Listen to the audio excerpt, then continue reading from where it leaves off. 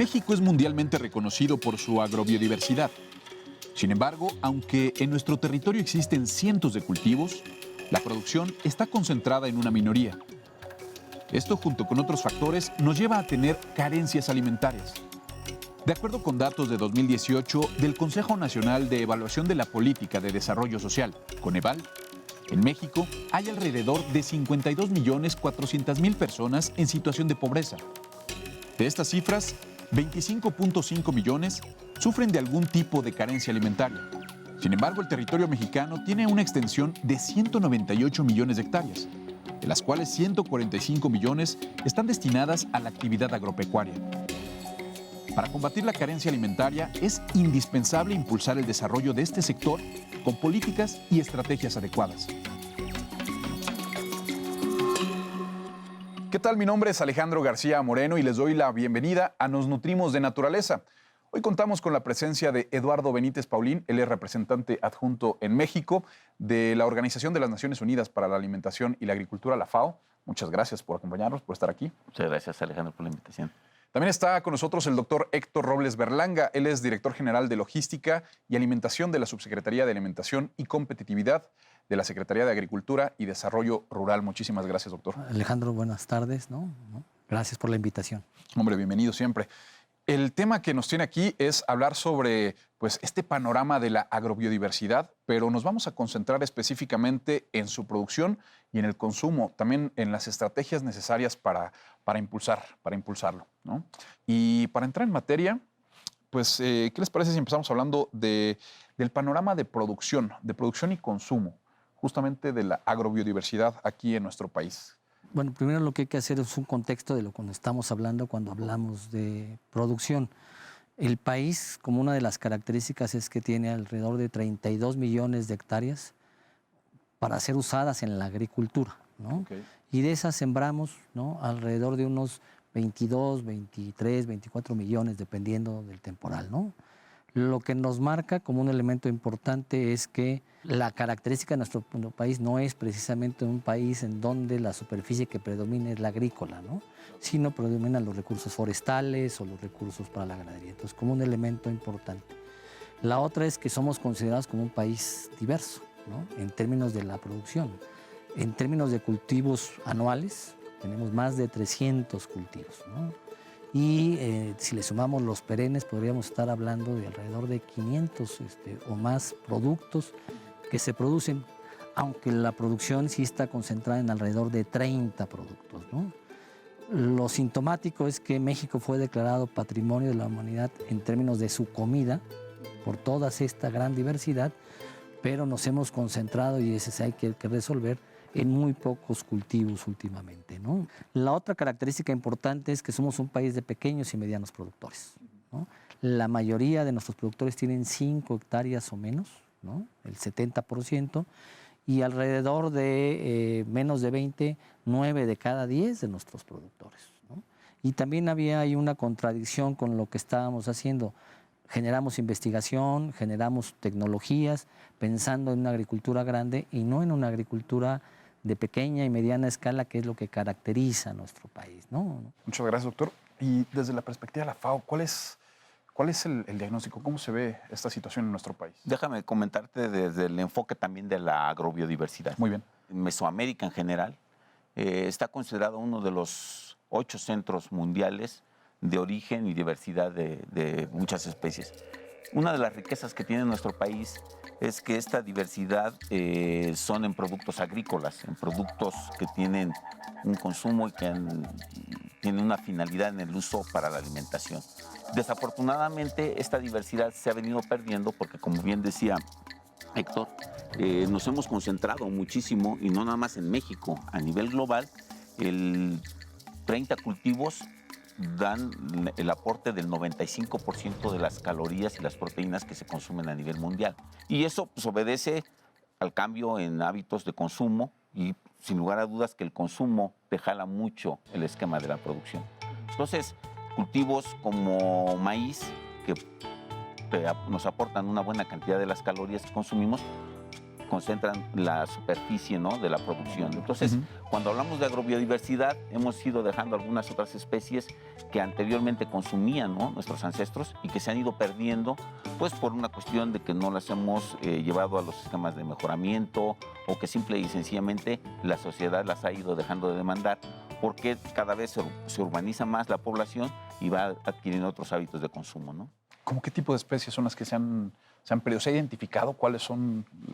O sea, algunas que sí se cultivan y que de pronto ya... Sí hay algunas y podemos tener referencias en México, por ejemplo, la gente de la Ciudad de México, cómo ha disminuido el consumo, por ejemplo, de quelites, por ejemplo, ¿no? Son algunas subespecies que prácticamente no se cultivan, que más bien se colectan ya. Y entonces así podríamos mencionar algunas otras especies que vienen disminuyendo su consumo y por lo tanto su producción también pues ya no es la misma a la que era en años anteriores, ¿no? El caso del amaranto es otro de los ejemplos, ¿no?, de haber sido un cultivo, ¿no?, que se dio aquí, que, ¿no?, mexicano, ¿no? Sí. Cómo se fue perdiendo, ¿no? Y hasta en los últimos años es donde otra vez empieza a tener otro valor y está recuperando sus superficies, ¿no? Pero ese fue uno de los cultivos también que, ¿no? Es una planta con una de las proteínas más nutritivas en todo el reino vegetal, el amaranto. Me llama la atención esta parte de lo que plantea de empezar a apostar por una agricultura de gran intensidad justamente en cultivos mucho más pequeños. Se pierde también conocimiento. Claro, incluso consideramos esos saberes o ese conocimiento generado en el campo como un conocimiento que no tiene valor para el país, ¿no? Cuando debiera ser todo lo contrario, ¿no? Porque mucho de lo que se hace ahí es importante, ¿no?, para la nutrición, para el cuidado de los recursos, para el cuidado del suelo, ¿no? Que esto es algo muy sintomático, un ejemplo muy claro.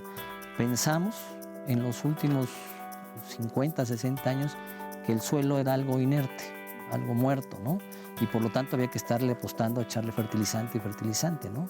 Y ahora, ¿no?, rescatando mucho de lo que hacen las comunidades, estamos diciendo, no, lo que hay que hacer con el suelo es oxigenarlo, es usar compostas, es usar lixiviados, ¿no?, una serie de productos menos fertilizante que nos permita recuperar la capacidad productiva del suelo, ¿no?, y evitar la erosión, ¿no?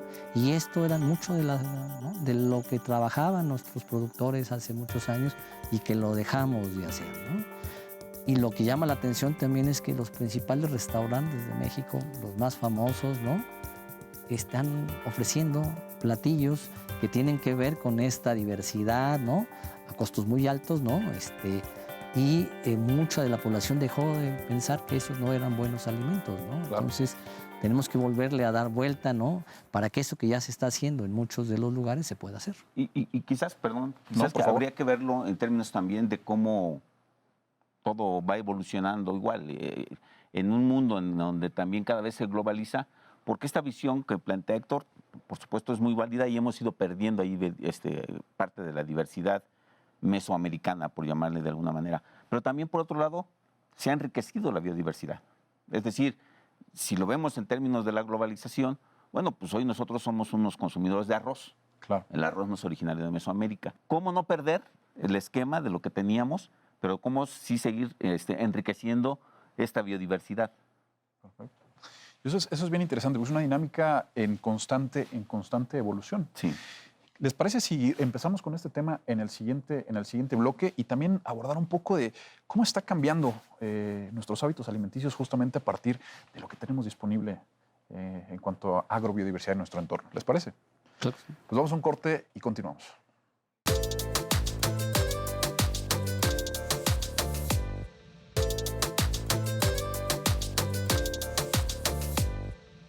Regresamos a Nos Nutrimos de Naturaleza. El tema de hoy, producción y consumo de la agrobiodiversidad aquí en nuestro país. Y vamos pues a empezar este bloque con cómo se ha cambiado la producción y el consumo de alimentos en algunas zonas aquí en nuestro país y cómo ¿Cómo está variando este acceso de las personas a este tipo de recursos? Pues es un proceso de urbanización. En la medida en que la población rural va cambiando y va pasando hacia las urbes, va demandando y va teniendo necesidades de otros requerimientos más industrializados, más homogenizados y todo esto, ¿no? Y entonces esto nos lleva a una enorme paradoja de que en el medio rural es gente pobre, pequeños productores que ya mencionaba Héctor en un principio, por cuestión de precios, compra los alimentos industrializados que están homogenizados y eso, y entonces llegas a la paradoja de que la señora de traspatio que tiene sus gallinas vende su huevo y compra el industrializado que está más barato, ¿no? ¿Por qué? Porque en las ciudades se viene desarrollando un nuevo mercado, un mercado hasta hoy gourmet, ¿no? De unas pocas personas, de una poca gente que tiene acceso a estos nuevos productos. Lo mencionaba Héctor también hace rato, ¿no? Tú vas a los grandes restaurantes y eso, y hoy ves que unos quelites con carne de puerco ya suena un platillo ya más gourmet, pero que por otro lado, entonces nuestra gente en el campo está comiendo alimentos industrializados que lo llevan a los problemas de sobrepeso y obesidad, ¿no? Entonces, hay que retomar nuevamente esa enorme agrobiodiversidad que existe en nuestras zonas rurales, seguir sacando el provecho y todo ese conocimiento también irlo transfiriendo con la sensibilización hacia la población urbana, ¿no? De manera que estos consumos te vuelvan a jalar nuevamente la producción. Entonces, porque si no, bueno, pues la industria te responde, ¿no? Sí. Esto es interesante y había salido en programas anteriores, que es la elitización de los productos, ¿no? Cuando algo era pues muy tradicional comerlo en una comunidad rural, estamos viendo este fenómeno de que se vende para comprar algo que, pues si vamos a hablar de calidades, no va a ser mejor a la calidad que ellos tienen en su traspatio, ¿no? Sí. Ni más nutritivo. El caso del café en mexicano es uno de los ejemplos más sintomáticos, ¿no? Produces café orgánico, incluso Chiapas ahorita fue considerado el principal lugar donde se produce café orgánico, pero se consume poco ahí, casi todo sale a Europa, ¿no? Japón, ¿no? Estados Unidos, ¿no? Entonces es lo paradigmático, ¿no? Que estemos produciendo para venderlo fuera, ¿no? Y consumiendo el café de menor calidad, ¿no? Ese es uno de los ejemplos. Y otro elemento que hay que poner importante en este hábito de consumo, el cambio al consumo de carne, ¿no? Okay. Porque esto ha tenido una serie de impactos en todo el sistema productivo mexicano, ¿no? Fue creciendo el consumo de carne y cada vez tuvimos que usar mayor cantidad de tierra, ¿no? Para mantener al ganado, ¿no? Y esto, si lo observamos en los territorios nacionales, el caso de Veracruz, el caso de Campeche, el caso de Chiapas mismo, que desmontaste muchas de las tierras que teníamos, donde teníamos gran diversidad, por poner potreros, por poner, ¿no? Para el mantenimiento del ganado. Y por la parte agrícola, por ejemplo, empezamos a sembrar cada vez más maíz amarillo, ¿no? Y es para alimentar al ganado, ¿no? Y entonces todo eso ha hecho efectos en la tierra, en la diversidad de los recursos, en el agua, ¿no? Porque se requiere mucha agua, ¿no? Entonces afectó todo el sistema, ¿no? Un consumo que fue creciendo de carne, ¿no? Y que es muy difícil eliminarlo porque en la percepción de la población el comer carne es estatus, sí, un ¿no? estatus, sí, por supuesto. Y si nos dicen a cualquiera no deja de comer carne, no, la primera reacción es no, ¿no? Entonces este es uno de los fenómenos muy sintomáticos, ¿no? Ahora vamos a hablar de qué manera la FAO está acompañando a nuestro país justamente para lograr este concepto pues, de seguridad alimentaria, por favor. Primero, desde el origen, México fue uno de los países que participó en la creación de la FAO y todo eso. Y en sus inicios, una participación muy fuerte de la organización en términos de ir asegurando las normas que permitieran precisamente dar un impulso, ¿no? A todo lo que era el desarrollo agrícola con los famosos códex alimentarios, es decir, ir estableciendo normas de inocuidad, normas de sanidad, etcétera, mucho en el tema de salud animal y de sanidad vegetal, pues por el problema de las enfermedades transfronterizas que se dan, ¿no? Eso de manera natural. Entonces, en una primera etapa, la FAO concentró mucho de su acompañamiento a México en ese sentido. En 1977, que ya se establece la oficina de la FAO en México, hay un vuelco y hay una atención mucho más puntual a lo que viene haciendo ya el gobierno. En un principio, con nuestro interlocutor inmediato, que era la Secretaría de Agricultura. Hoy, la verdad, tenemos una interlocución mucho mayor. Seguimos teniendo con la Secretaría de Agricultura, pero también con Medio Ambiente, con la Secretaría de Bienestar, con los gobiernos estatales. Prácticamente, y con algo también muy importante, hubo un cambio sustancial. Anteriormente era la Organización para la Agricultura y la Alimentación. Hoy somos la Organización para la Alimentación y la Agricultura, que aunque parece un juego de palabras, no lo es. Hoy le estamos dando un enfoque muy importante a todo lo que es el sistema alimentario, desde las cadenas de suministro hasta los problemas de la malnutrición, sean estos por falta de alimentos o bien por los excesos en el sobrepeso y la obesidad. Entonces, la organización ha tenido una transformación. Y el acompañamiento muy concreto y específico que venimos dando al Gobierno de México, pues es en el acompañamiento en políticas públicas. Venimos participando en la evaluación de los diferentes programas, con proyectos distintos. Las características de México de ser un país de renta media alta, pues hace que la FAO no necesariamente contribuya con aportaciones económicas, pero sí con toda la expertise técnica que puede tener la organización y que la pone en términos de asistencia y de fortalecer las capacidades de México. Mucho interactuamos con el Gobierno de México, dadas las capacidades que se tienen también en el país de instituciones muy fuertes en el sector, con lo que es la cooperación sur-sur. Entonces, México, vía FAO, se da mucha capacitación también a países hermanos en Centroamérica, en el Caribe, en América Latina en general, ¿no? Interesante esta cuestión del desarrollo, la implementación de políticas públicas aquí en nuestro país, justamente para fomentar, favorecer estas producciones que incluso apoyen al pequeño productor, ¿no? ¿Qué se está haciendo en nuestro país al respecto? Bueno, hay varios cambios importantes en la política pública, ¿no?, que hay que distinguir y señalar, ¿no? Primero, el concepto de autosuficiencia alimentaria. Después de muchísimos años, ¿no?, ahora en el Plan Nacional de Desarrollo y en los programas propios de nosotros, ¿no?, se estableció el concepto de la autosuficiencia alimentaria, ¿no? Y es producir, ¿no?, los alimentos principales, maíz, frijol, trigo, arroz, ¿no?, incluso trigo panificable, ¿no?, para no depender del extranjero, ¿no? Entonces ese es un cambio de política. También el concepto de autosuficiencia alimentaria ampliado, porque antes se reducía solamente a la parte de la producción de alimentos.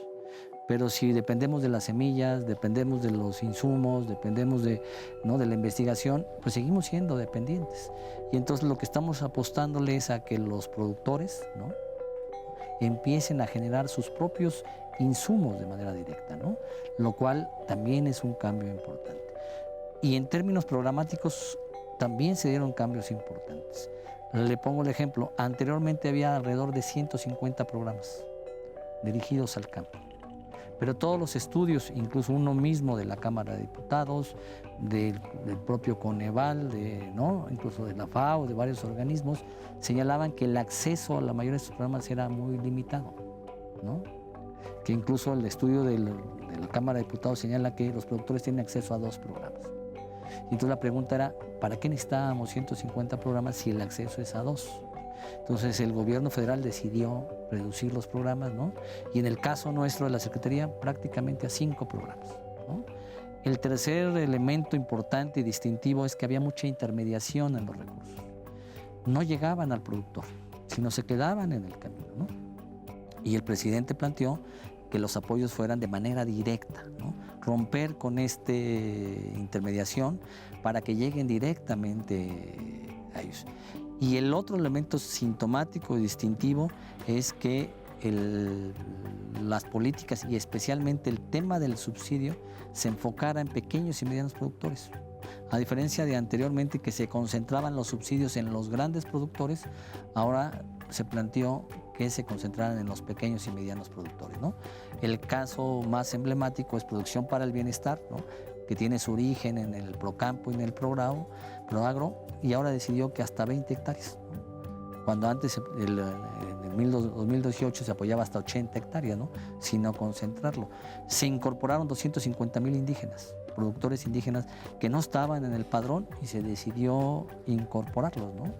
Se establecieron los precios de garantía y los precios de garantías, especialmente en el caso del maíz y del frijol, van En el caso del maíz para productores hasta 5 hectáreas y en el caso de frijol hasta 20, ¿no? Entonces, esos son los cambios en la política pública que la hacen distinta, que la hacen diferente a lo que se venía haciendo en los últimos años, ¿no? Muy bien, pues son tiempos interesantes justamente para las producciones agrícolas en todo el mundo, en toda la región. ¿Les parece si tocamos ese tema en el próximo bloque y cerramos con las conclusiones? Por supuesto. Quédense con nosotros, nos nutrimos de naturaleza.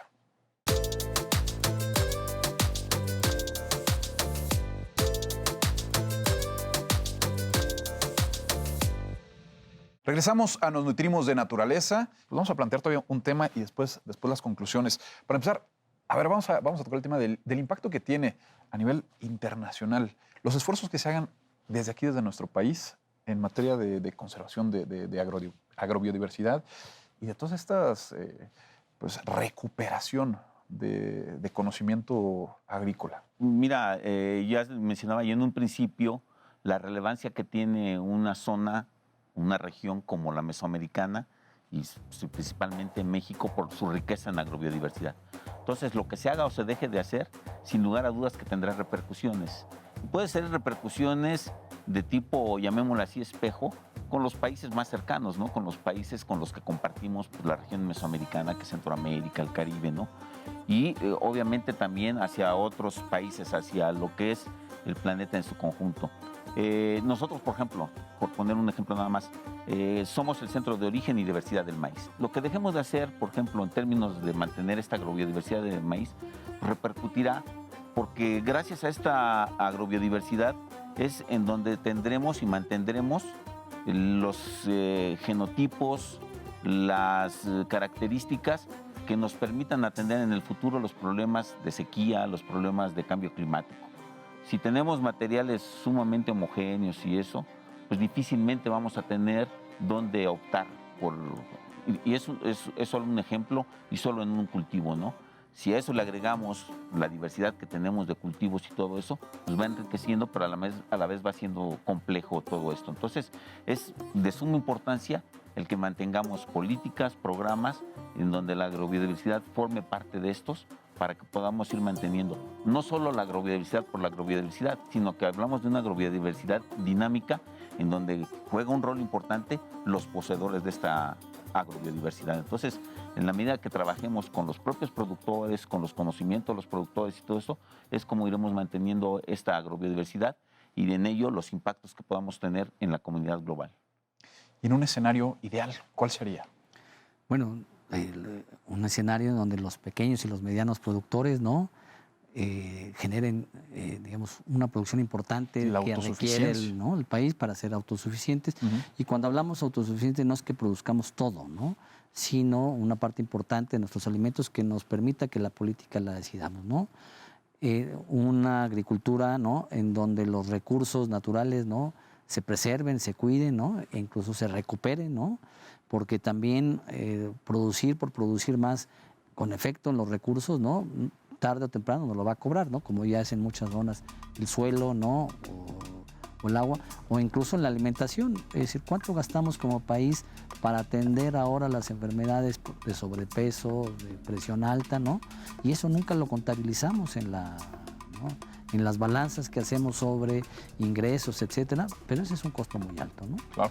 Entonces, algo que yo vería es que los urbanos, los que vivimos en las ciudades, reconozcamos, ¿no? El gran valor, ¿no? De los productores mexicanos, ¿no? E incluso del mundo, ¿no? Por eso nosotros hablamos de valor al campesino, ¿no? Porque el agua que se captura en muchas de las regiones donde viven ellos. Si se desmonta o se pierde el agua, ¿no? Mucho el oxígeno que se genera, ¿no? Si se pierde, ¿no? El efecto que sería que se desmontara todo lo que es la zona rural de la Ciudad de México, ¿no? Sería un efecto devastador para el conjunto de la ciudad, ¿no? Entonces lo que tenemos que hacer es que, y como lo veo yo como futuro, es que la ciudad, ¿no? Los ciudadanos urbanos reconocemos y valoramos, ¿no? Lo que están haciendo todo este conjunto de los productores, ¿no? Porque en esa medida que el ciudadano reconozca, presiona a los propios gobiernos para que hagamos políticas adecuadas para estos productores. Déjame, te comento nada más para... Hace cuestión de unos 16, 17 años, la FAO estuvo promoviendo el Tratado Internacional de Recursos Fitogenéticos para la Alimentación y la Agricultura. México se sumó, la adoptó y trabajó 4 líneas estratégicas sobre los recursos fitogenéticos y la agrobiodiversidad, que fue la conservación ex situ, ¿no? Que es mantener las semillas fuera de su ámbito natural, y gracias a eso, las fortalezas que tiene México, se creó el Centro Nacional de Recursos Genéticos, ¿no? En Tepatitlán lo tiene el INIFAP. Luego, otra área estratégica fue la conservación in situ, involucrando a los productores, y ahí hay muchos trabajos muy interesantes, se formaron redes de conocimiento, etcétera. La tercera fue mejoramiento, también avanzó, pero la cuarta, y por eso lo traigo a colación el tema, es la de fortalecimiento de capacidades y la sensibilización de la opinión, del público en general. Y yo creo que esa es una de las grandes asignaturas pendientes que tenemos.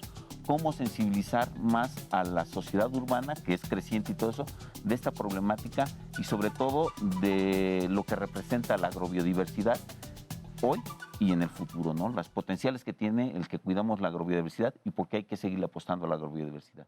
¿Qué mensaje le dan al consumidor final? Aquella persona que de pronto llega y busca determinado producto, determinado cultivo. O sea, ¿qué mensaje se le debe de dar? En principio, digamos, yo qué le diría a los ciudadanos, ¿no? Primero, que haya más programas de estos, Okay. ¿no? Que hablen del rural, por lo cual, ¿no? Los felicitamos, ¿no? Gracias. Por lo que están haciendo, porque muchas veces lo rural lo vemos lejano, ¿no? Sí, claro. Y a pesar de que está muy cercano, lo vemos, ¿no? Entonces, en la medida que logremos difundir más información sobre nuestros productores, sobre nuestra diversidad, sobre lo que genera, pues vamos a tener más conciencia de la población, ¿no? Eso sería un elemento. La otra importante es que compren directo, ¿no? Es decir, buscar que los productores compren alimentos de manera directa, ¿no? Es decir, más cercana, más lo que se llama mercados cortos, que incluso la FAO ha promovido mucho en muchas regiones, ¿no? Y ese es otro elemento también distintivo de que hay que promover y que hay que insistir, ¿no? Y eso va a traer que compres fresco, ¿no? Que compres a alguien cercano a ti, y eso le genera un ingreso a sus productores y le da mejores capacidades, ¿no?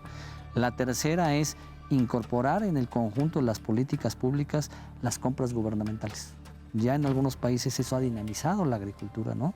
Entonces, si vemos de repente que en hospitales, en escuelas, en el caso de los desayunos, el mismo Ejército Nacional, con todo lo que hace, le compra directamente a los productores, eso va a dinamizar ¿no? Entonces, esas 3 acciones mínimas, ¿no?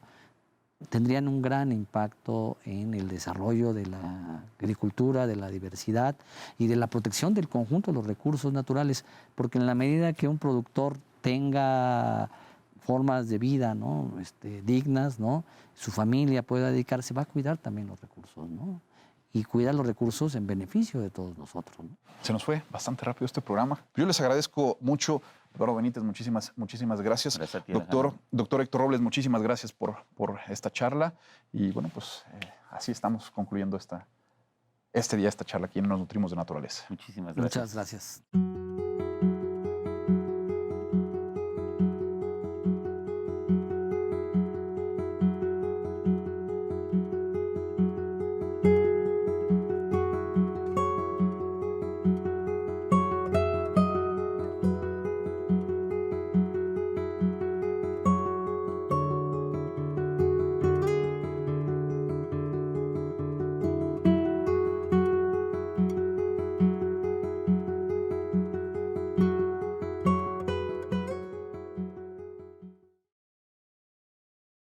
Gracias por seguirnos una vez más en un programa de esta serie Naturaleza, Nos Nutrimos de Naturaleza. Recién acaba de terminar el último capítulo de esta serie de programas que se transmitieron a través de la pantalla de Canal 11 todos los sábados en punto de la 1 de la tarde. El tema de hoy fue, producción y consumo de la agrobiodiversidad de México. Recordar simplemente que esta serie de Nos Nutrimos de Naturaleza pues fue un esfuerzo entre la Conavio, entre el 11, para hacernos reflexionar, hacernos pensar un poco sobre nuestros hábitos de consumo y el impacto que tiene tanto en nuestra salud como en nuestro medio ambiente, en nuestra naturaleza. Como les decía, el día de hoy el tema producción y consumo de la agrobiodiversidad en México. Y les presento a los especialistas que nos van a estar acompañando. además del doctor Héctor Robles Berlanga, director general de Logística y Alimentación de la Subsecretaría de Alimentación y Competitividad de la Secretaría de Agricultura y Desarrollo Rural. Aquí está el doctor. ¿Cómo está? Nos acompaña también el doctor Eduardo Benítez, representante adjunto de México en la Organización de las Naciones Unidas para la Agricultura, la FAO. Y también se suma a esta charla el maestro Vicente Arriaga Martínez, director del proyecto de agrobiodiversidad mexicana financiado por el Fondo para la Naturaleza Mundial. Muchísimas gracias a nuestros participantes en esta charla. La dinámica, como todos los sábados, pues empezar a poner el contexto sobre este tema que vamos a hablar a partir de ahora y empezar a responder las inquietudes, las dudas y los comentarios que surjan a través de quienes están conectando a través de esta transmisión en vivo en el perfil de la Conavio. Les pedimos que compartan para que sean más las personas que se sumen a esta charla y bueno, pues poder resolver las dudas directamente de nuestros panelistas. Muchísimas gracias. Y bueno, pues, ¿qué les parece si empezamos a poner en tema el contexto justamente de pues, la producción y el consumo de la agrobiodiversidad en nuestro país? ¿Cuáles son las estrategias necesarias para impulsarlo? ¿Qué les parece si empezamos con eso? ¿Quién le gustaría dar esta introducción? Por favor, Eduardo. Muchas gracias, Alejandro. Buenas tardes nuevamente, Héctor, Vicente, colegas. Bueno, desde 1974 que la organización viene trabajando con la Comisión de Recursos Genéticos, se han elaborado una serie de diagnósticos sobre lo que es la agrobiodiversidad y muy específicamente en lo que es el manejo de los recursos fitogenéticos para la alimentación y la agricultura. Posteriormente se han ido sumando otros sistemas o subsistemas como los recursos pecuarios, los recursos pesqueros, los recursos forestales. Pero a partir de ahí se estableció un plan de acción mundial con la intención de hacer un manejo y un uso sustentable de dichos recursos. Entonces, cada país ha ido definiendo dentro de sus políticas, dentro de sus mandatos, cómo ir orientando parte de estos compromisos que ha adquirido la comunidad internacional, ¿no? Los compromisos globales. Entonces, ya llevamos un segundo esfuerzo como comunidad internacional en lo que es un plan de acción. Entonces, digamos que ahí hay hay indicadores, hay retos de cómo ir atendiendo los problemas para la conservación, pero sobre todo para el uso sostenible de estos recursos fitogenéticos, ¿no? Entonces, claro, hay líneas estratégicas, ya lo mencionábamos nosotros en el programa. Digamos que si bien se han venido haciendo las adecuaciones pertinentes desde hace ya 30 años que se arrancaron con estos trabajos, se han ido depurando y se han ido actualizando, pero los podríamos concentrar en las 4 grandes líneas estratégicas, lo que es la conservación ex situ, la conservación in situ, el fortalecimiento de capacidades y el mejoramiento de los materiales, ¿no? Yo creo que yo lo pondría ahí en ese contexto, del contexto internacional, el contexto global, que te da o le da a los países un marco, ¿no? Para que a partir de que cada quien con los recursos que dispone, de las políticas, de los instrumentos, pues va definiendo una serie de prioridades. Claro. Doctor Robles Berlanga, ¿desea agregar algo? Un elemento importante son las definiciones que tomó el gobierno mexicano, ¿no? De cómo abordar este tema y de cómo abordar la política pública, ¿no? Con respecto a la biodiversidad y a la producción de alimentos, ¿no? Lo primero que hay que señalar es que el gobierno planteó como una estrategia central y fundamental es la autosuficiencia alimentaria. Y ese es un elemento que hay que considerar. Se planteó producir, ¿no?, nuestros alimentos, ¿no?, para disminuir el conjunto de las importaciones que estábamos haciendo. Ese es un primer elemento que hay que señalar. El segundo es que puso como sujeto de atención principal a los pequeños y a los medianos productores. Uh-huh. Primero les reconoce los grandes aportes que hacen al país. Como un dato importante, es que están produciendo el 54% de los alimentos totales que se generan en el país. Uno lo puede ver muy bien en las informaciones del CIAP, ¿no?, que es el organismo que genera la estadística agraria en México, Y ya estos agricultores de pequeña y mediana, porque a veces se piensa que casi no producían, ahora para el autoconsumo, no, nos dicen que están produciendo el 54% del total del volumen de los alimentos que se generan el empleo también. El 80% del empleo pagado en el país está generado en los agricultores de pequeña y mediana escala. Y tercer elemento son los cuidadores de la biodiversidad en el país. ¿Sí? El conjunto de estos agricultores, ¿no?, producen alrededor de 300 cultivos distintos, diferentes, ¿no? De aquellos que son los principales, que son alrededor de 30, 35 cultivos, esta agricultura, ¿no? Y es lo que permite. Y el cuarto elemento que incorporó y que es central y que es lo que estamos desarrollando nosotros es que había o teníamos que hacer la transición agroecológica.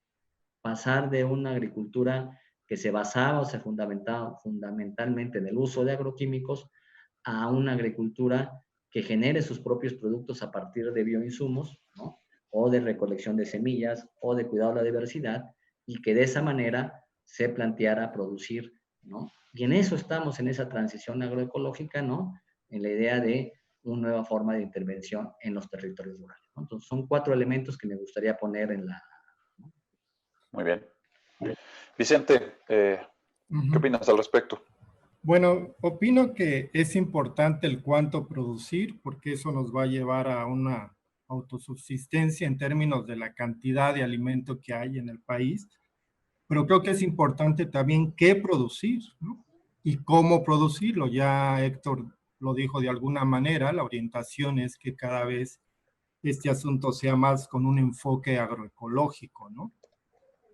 Pero en el qué producir, pues podemos producir todo el maíz que necesitamos, pero puede ser de muy pocas variedades de maíz, muy homogenizado, bajo un paquete tecnológico que en apariencia es muy productivo, pero que energéticamente es demasiado costoso, ¿no?, para el ambiente y en términos de energía.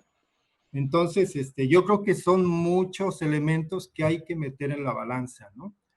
Una orientación importante que tienen ahí en la Zagarpa ahora, y sobre todo en la subsecretaría donde trabaja Héctor, de alimentación y competitividad, es trabajar con el pequeño y el mediano agricultor, ¿no? Se empieza a valorar el papel que ese agricultor tiene en la producción de alimentos, y me parece que es lo mejor que se puede estar haciendo, pero creo que sí hay que poner mucho el acento en que se está perdiendo diversidad en muchos de los agricultores, y Héctor mismo nos lo ha planteado, ¿no?, que mucha gente, la cantidad de gente que produce en milpa cada vez es menor, y eso yo creo que sí nos debería de asustar, ¿no?, o prevenir al menos de que hay que no solo incitar a que se produzca, sino también a que se diversifique esa producción, ¿no? Creo que esa también puede ser una base para la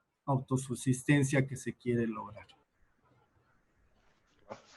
Se habla, en el programa hablamos justamente de algunos de los retos que se enfrentan los pequeños y los medianos productores justamente para garantizar esta conservación de la diversidad. Ellos durante años han sido pues estos guardianes, estas personas que conservan distintas variedades de productos.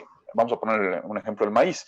¿Cuáles son los retos que se enfrentan hoy en día principalmente para poder garantizar todavía estas prácticas y esta variedad de recursos que tenemos en nuestro país? Bueno, si gustas, acabo de hablar, pero por favor. Yo creo que la maquinita de la diversidad genética justo lo tienen los campesinos tradicionales.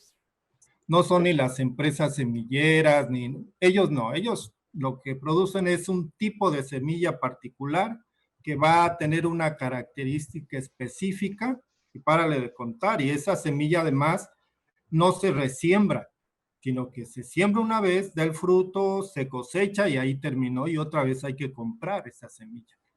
Y la agricultura tradicional no, o sea, la agricultura tradicional, el campesino tradicional siembra, cosecha, selecciona su semilla, guarda su semilla y la vuelve a sembrar.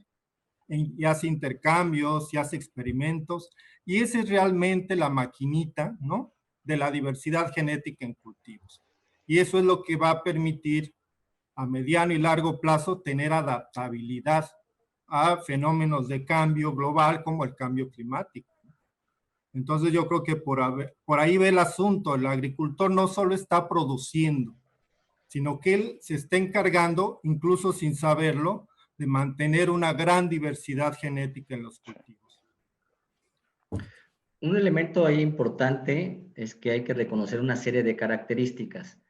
Primero, decirlo, nosotros estamos atendiendo a 2.2 millones de productores, desde la península de Yucatán hasta la Sierra Tarahumara.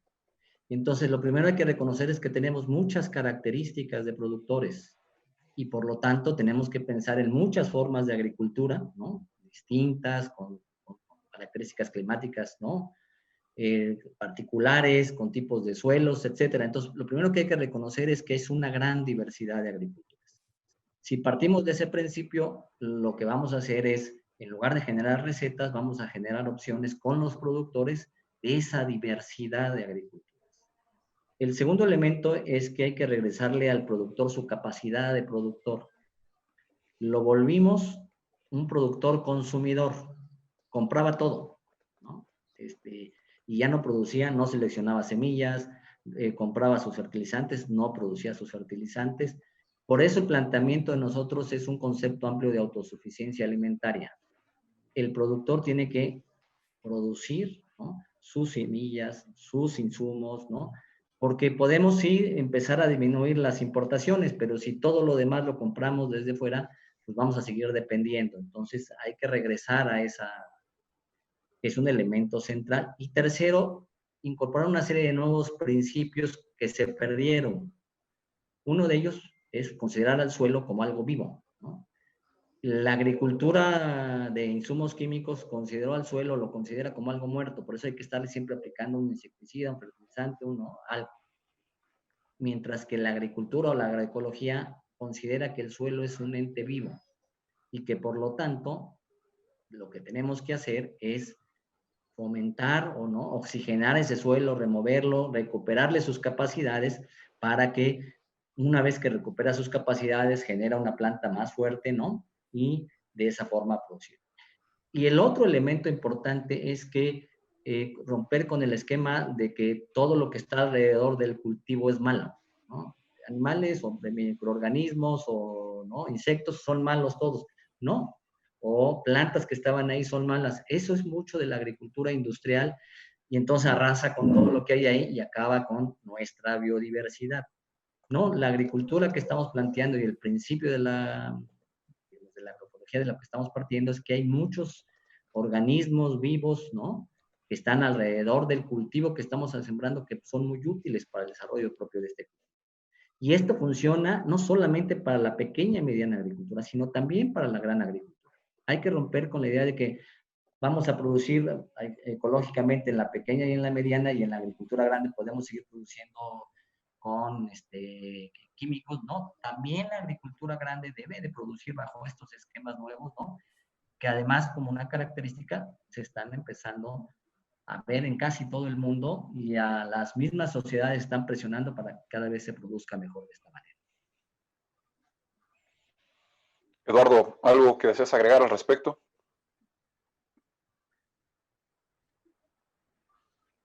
Tu micrófono, Eduardo. Tienes muteado el micrófono. Perdón. Sí, no, decía que a nivel global hay un interés y una acción, porque no es solo el interés, hay acciones muy concretas de que los sistemas productivos vayan evolucionando hacia ser sistemas de producción mucho más sustentables, ¿no? O sea, en un cuidado más amplio de lo que son los recursos naturales, el cambio climático, etcétera, ¿no? Entonces pero también hay que resolver los problemas de la demanda de alimentos, ¿no? Y en términos de resolver los problemas de alimentos, pues cómo vas transitando, ¿no? Sí, en sistemas que, como han mencionado los colegas, sean mucho más amigables con el medio ambiente, pero en aquellos sistemas en donde también puedas ir cumpliendo con estas expectativas de esta población creciente y sobre todo, como lo comentábamos en el programa, de una población cada vez más urbanizada que va demandando cierto tipo de calidad de productos y todo eso.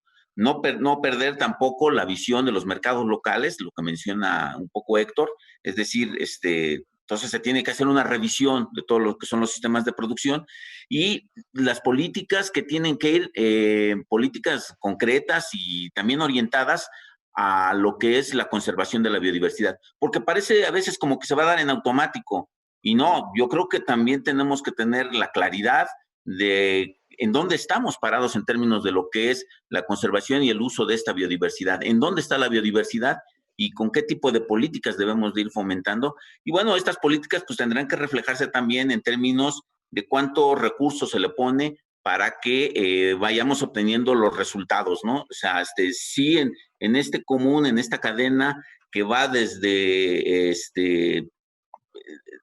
la intención y de la planeación en cómo conceptualizas tú todo lo que es el sistema de producción, el suelo, agua, etcétera, hasta el tipo de biodiversidad que vas a emplear, sin perder de vista los objetivos que se tienen y también estos programas en términos de lo que es la conservación de la biodiversidad.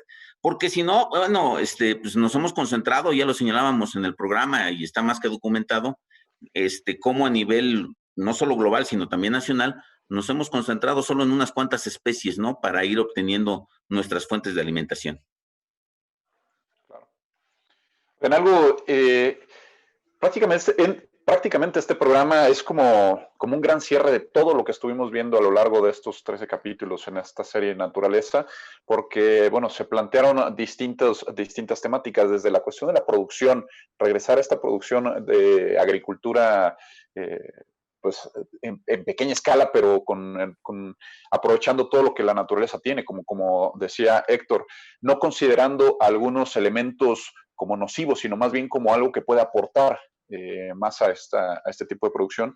Pero también se habla del consumo, no lo menciona Eduardo, de la demanda de parte de nosotros como consumidores, de qué tipo de productos, no empezar a buscar solamente una o dos o tres variedades de lo que ya estamos acostumbrados a comer, sino empezar a buscar y explorar distintas alternativas pues, de toda esta riqueza de agrobiodiversidad que nos ofrece nuestro país.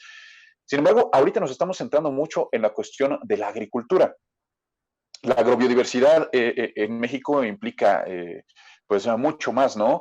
Tenemos aquí algunos datos de la SADER sobre 11,000 kilómetros de litoral disponibles para pesca en nuestro país, ¿no? Tenemos, sí, 24,6 millones de hectáreas destinadas para la agricultura, un potencial importantísimo para la agricultura, pero también 109,8 millones de hectáreas para la ganadería y también la acuacultura, ¿no? Que todo esto también son otro tipo de recursos que se pueden explotar con técnicas muy eficientes y como bien lo mencionaban ustedes, que no tengan un impacto importante, ¿no? Un impacto negativo para el medio ambiente, para la naturaleza. ¿Qué opinan al respecto? Ya en un ambiente mucho más global, hablando de toda esta gama de recursos que tiene nuestro país. Un elemento importante que hay que considerar, ¿no? Es todas estas características o todas estas diversidades de nuestro territorio. Y lo primero que debemos de reconocer es que en nuestro país, de los 196 millones de hectáreas que tiene, ¿no? Solamente 24 millones son agrícolas, ¿no? Entonces, reconocer que las características de nuestro territorio no es agrícola, precisamente, ¿no? Sino tiene un cúmulo de recursos distintos, ¿no? Y nos obliga a pensar que tenemos que pensar en todos esos recursos. La otra es que nosotros, si bien nuestro programa se concentra en lo agrícola, sí consideramos que deben de intervenir otras instancias de gobierno para fomentar las otras actividades y ver la unidad de producción en su conjunto, ¿no? No solamente en la parte agrícola si queremos fomentar. El otro elemento que yo considero es que hay que empezar a hacer una serie de cambios en los hábitos de consumo. ¿Qué ha pasado en nuestra superficie que la dedicamos a la siembra? Una parte, lo que más creció en los últimos 30 años es o la siembra de pastos o la siembra de, digamos, productos o de cultivos para alimentar al ganado, ¿no? que es maíz amarillo, es avena, ¿no? Todos estos cultivos. Entonces, concentramos nuestra producción para alimentar al ganado. ¿Por qué? Porque hay toda una cultura del consumo de la carne. Y entonces ese es uno de los elementos que hay que cambiar, ¿no? Que incluso nos lo están marcando las distintas instituciones de salud, no solamente en México, sino en el mundo, que tenemos que cambiar por todos los efectos que genera. Y el otro también que hay que considerar en el caso de la pesca, si bien tenemos estos grandes litorales, ¿no? Uno de los problemas que tenemos como país, y no solamente como país en el mundo, es la contaminación de los mares, que ha disminuido, ¿no? La posibilidad de subsistencia de muchas de las especies en el mar, ¿no? Y entonces es algo que tenemos que revisar. Y lo tenemos que revisar no solamente desde los ministerios de Agricultura, ¿no? Que podríamos decir, yo sí quisiera fomentar más pesca o ¿no? Fomentar más ganadería, no, sino lo tenemos que ver en el conjunto de las instituciones, ¿no? Del sector público, ¿no? En el caso de salud, ¿no? En caso, nosotros con Conavio estamos viendo, tenemos una plataforma en conjunto en donde estamos cruzando los apoyos productivos nuestros con el uso del suelo, ¿sí? Y entonces Conavio nos va ayudando y nos va diciendo, aguas, ahí en ese predio tienes un problema porque no es apto para la agricultura, es una zona natural protegida, es un bosque, es una selva, debieras de pensar si sigues apoyando ahí o no. Entonces, sí lo tenemos que ver en el conjunto de las instituciones si queremos dar respuesta, ¿no? Difícilmente un ministerio o un programa tiene la solución para todo esto. Y el otro es desde la ciudad y desde las ciudades urbanas. Las ciudades urbanas tienen que reconocer la aportación que hace todo el sector rural, ¿no? En su conjunto, ¿no? Que poco es valorado, poco es reconocido, ¿no? ¿Dónde está la pobreza? Zonas rurales. ¿Dónde está la pobreza? En zonas indígenas, ¿no? Que son rurales. Entonces, si la ciudadanía urbana no reconoce el gran valor que tiene el sector rural para el país, va a seguir pensando que debe ser marginal o debe de ser. Entonces, eso también tenemos que romperlo. Muy bien. Vicente, Eduardo, algo que... Vicente, por favor. Bueno, yo creo que el productor ve de manera más holística su entorno productivo, ¿no? Él es el que ve si hay posibilidad de acuacultura, de otro tipo de actividad productiva, ¿no? En torno a su milpa, por ejemplo. En Yucatán, pues las personas no lo ven nada más como maíz, como es un entorno productivo donde caben muchas y diversificados productos, ¿no? Y me parece en términos de la demanda y de lo que se consume, pues que nos tenemos que reeducar. En realidad está muy homogenizado lo que comemos todos, ¿no? Podemos vivir donde sea, pero uno prácticamente come lo mismo. Y creo que debemos de acostumbrarnos a que si queremos una dieta más fresca, más saludable, también debe de ser una dieta más regionalizada, más diversa, ¿no? O sea, eso de que tengamos manzanas prácticamente todo el año, pues eso era impensable. La fruta es de temporada y sin embargo, bueno, pues ahí se usan sistemas de enfriamiento, de retardo, de aceleración, de maduración, en fin, todo ese tipo de cosas que ha llevado a los alimentos a tener incluso muy precarios de calidad alimenticia, ¿no? Entonces, debemos de repensar y creo que nadie ha mencionado al elefante que está en la sala, ¿no? El COVID. Creo que el COVID, si no nos ayuda, si no nos arrima realmente a ver de otra manera nuestra relación con el medio ambiente, de cómo nos alimentamos, ¿sí? Cómo producimos, todo ese tipo de cosas, pues vamos a seguir cada vez con problemas más serios, ¿no? Entonces, a mí me parece que es un llamado de atención muy potente que no debemos desaprovechar y tenemos que ver la manera de hacer dietas más regionalizadas, más frescas, más directas, mercados más locales. O sea, lo que pasa es que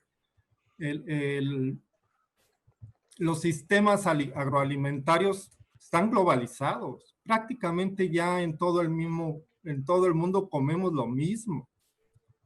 Y eso no es posible. Y digo, a nivel nacional nosotros podríamos tener unas dietas regionalizadas tan diversas y todas tan nutritivas. ¿Por qué no regresar a eso? ¿Por qué no reeducarnos?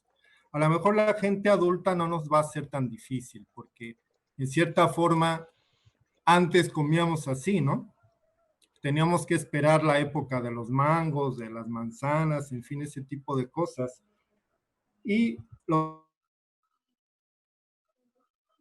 jóvenes darle más, pues más cuidado, más esfuerzo para que realmente puedan entender que hay otras formas de alimentarlos mejores y más saludables. Muy bien. Eduardo, ¿algo al respecto que comentar?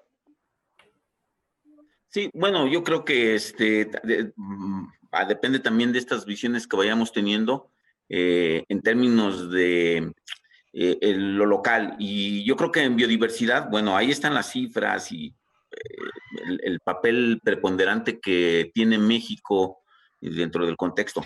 Pero tampoco podemos cerrarnos, es decir, hay un enriquecimiento cuando hablamos de agrobiodiversidad y eso. Nosotros hemos exportado como especies a la comunidad internacional el maíz, el jitomate, en fin, diversas especies, ¿no? Bueno, hasta el tequila, ¿no? Que eso permite que haya una extensión en términos de la producción de agave y de mezcal y todo eso. Y importamos también productos de otros, sí es cierto, coincido con lo que plantea Vicente en términos de esta homogeneidad, que de repente vemos las mismas manzanas durante todo el año, ¿no? Pero cómo vamos también buscando poner en los mercados mucho de la otra diversidad que la tenemos subutilizada, ¿no? Y bueno, eso va a requerir inversión para también estos estilos, estos cambios de hábito, ¿no? Lo señalábamos en el programa la vez anterior, como por ejemplo hay una fuerte influencia de México hacia la comunidad mexicana que está en Estados Unidos por el consumo de aguacate, ¿no? Y entonces hoy el aguacate, y eso, bueno, tiene sus repercusiones, pues porque en algún lado tienes que producir el aguacate. ¿Cómo lo vamos produciendo de manera más sustentable? Son, yo creo que de los grandes desafíos que tenemos, de cómo también esta visión del mercado local, sí, pero que este mercado local te permite ir moviendo productos, te permite ir ampliando el mercado, sin que necesariamente esto lleve implícito la cuestión de la pérdida de la biodiversidad, que es lo que nos ha sucedido, por ejemplo, con la ganadería extensiva, ¿no?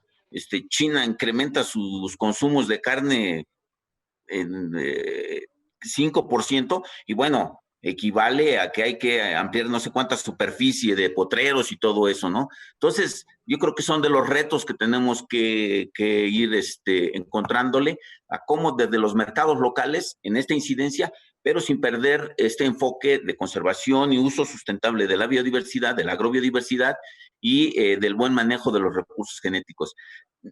Obviamente tiene sus particularidades y sus peculiaridades, ¿no? Pero lo mismo nos pasa con el sector pesquero.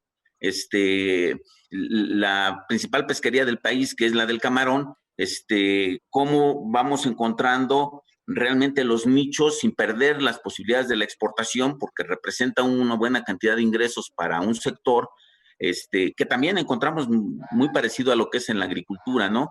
Los grandes comercializadores del camarón, pero luego están los pescadores, ¿no? Ribereños y eso, que están en condiciones de pobreza, etcétera, pero están viviendo pues, prácticamente de la misma especie. Entonces, ¿cómo vamos buscando eso sin el detrimento de lo que es la diversidad también en el sector pesquero y en el sector pecuario, ¿no? Oigan, una cifra importante. De acuerdo con Coneval, prácticamente una quinta parte de nuestro país sufre algún tipo de carencia alimentaria. Y con lo que acabamos de poner aquí sobre la mesa, hay recursos importantes y es también hacer un ejercicio, ustedes me lo dirán, de educación, de conciencia, de qué, para poder aprovechar estos recursos, empezar a reducir esta brecha de carencia alimentaria, pues empezar a tener esta conciencia del consumo de lo local y empezar a dejar un poco esta cuestión, como lo decían, de una alimentación más homogeneizada, ¿no? Justo con la Conavio en algunos programas anteriores hablamos de esta canasta regional del bien comer, estas canastas regionales del bien comer, porque a los mexicanos se nos da el plato del bien comer con tal vez elementos que no están cerca de o disponibles en mi territorio, en mi localidad. ¿Qué hacer? ¿Qué nos falta? Nos falta conocimiento, nos falta educación, nos falta que para poder empezar a reducir estas brechas de carencia alimentaria que todavía tenemos.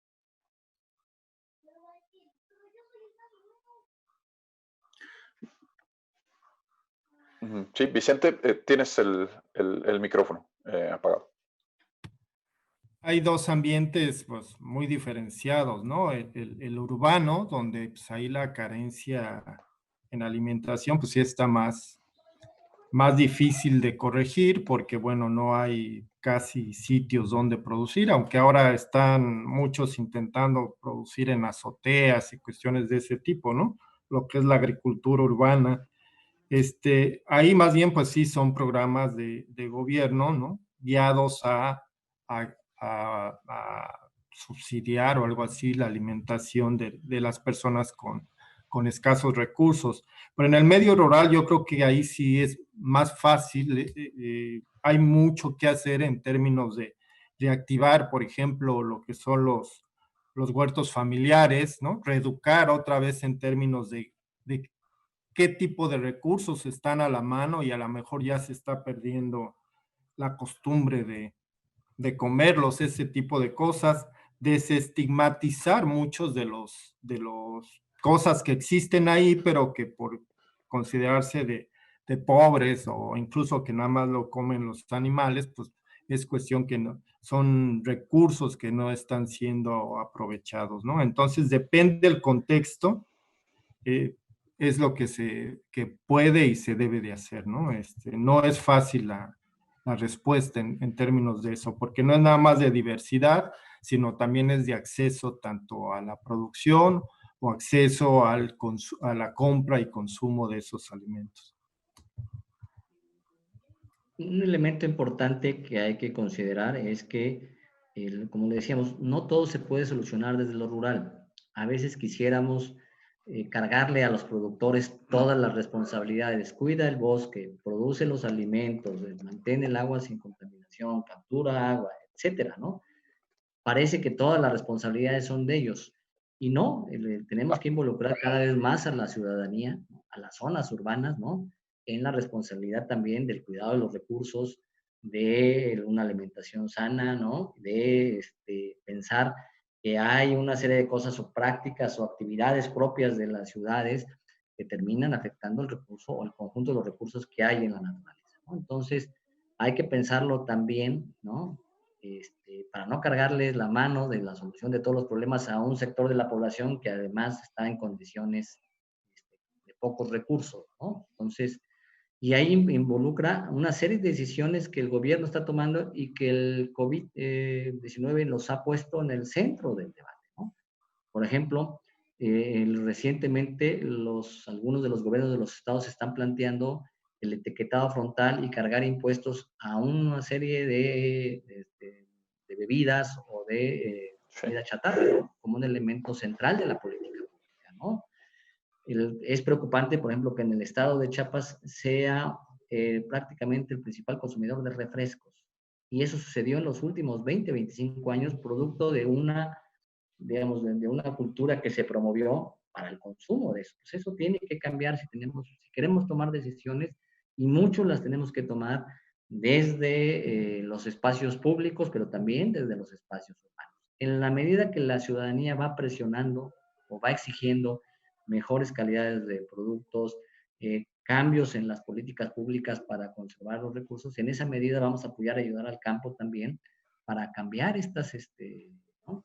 Y tomar estas decisiones que, digamos, sí va a haber resistencias, pero que al final de cuentas son en beneficio del país, ¿no? El COVID-19 nos puso claramente que el problema de la obesidad o la diabetes y todo son problemas que generan otros problemas al país e incluso costos mayores, ¿no? Y que si no los tomamos y los asumimos como país y nos responsabilizamos de ellos, no vamos a poder hacer mucho, ¿no? Y entonces ahí nos cambia el papel, ¿no? Tanto de las políticas públicas y de las decisiones gubernamentales como de las acciones desde las ciudades. Eduardo. Sí, bueno, coincido con lo que comentan los colegas allí. Hay que, digamos, tener la aproximación de esta carencia alimentaria por el acceso físico a los alimentos, por el acceso económico, y bueno, pues ahí está también una cuestión del acceso económico, ¿no? Porque no basta que tú estés en el sector rural y puedas tener tu producción, ¿no? De traspatio, de un productor más extensivo y eso, sino que también, y en gran porcentaje, en un alto porcentaje, es por el acceso físico, ¿no? Por la falta de ingresos para que, sobre todo en las comunidades rurales, para que puedan acceder a los alimentos, ¿no? Y con las paradojas que hemos comentado, incluso yo puedo estar produciendo, yo productor puedo tener mi producción de huevo, de algunas hortalizas en mis huertos y eso, pero venderlas, pues porque necesito también ampliar la dieta, ampliar las cosas, y entonces de allí necesitamos otra vez ir identificando y ir focalizando, ¿no? No en balde mucha de esta población, por la falta de ingresos, se tiene que movilizar y se mueve a las zonas urbanas, generando estas áreas, ¿no? En los cinturones de las grandes ciudades y todo eso. Coincido en que sí, la población, la comunidad urbana, tenemos que tener una mayor, no solo conciencia, sino un mayor participación en la solución de esto. Y hablábamos de quiénes tienen que pagar los costos. Pues yo creo que es parte de la población urbana quien tendrá que ir asumiendo parte de estos costos en los beneficios que te representa, no solo en la cuestión biológica, por decirlo de alguna manera, sino también en la cuestión social y económica, ¿no? Hacia el país y sobre todo hacia estos municipios, hacia las comunidades en una visión mucho más territorial, ¿no? Bueno, pues empiezan ya a llegar comentarios y saludos de gente que nos está viendo en Morelos, en Cuernavaca, Morelos, nos están viendo en Chiapas, nos están viendo en Jalapa, Veracruz. También nos están viendo desde Baja California, porque envían justamente un comentario de esta región. Y dicen que si se puede, o sea, ojalá se pudiera hacer un tema abordando justamente lo que se vive en la península de Baja California. Dice que en Baja California Sur solamente el 2.5% de la tierra se usa para la agricultura. Ya nos decía Héctor Robles que, bueno, pues México no debería ser un territorio netamente agrícola. Pero aquí plantea eso.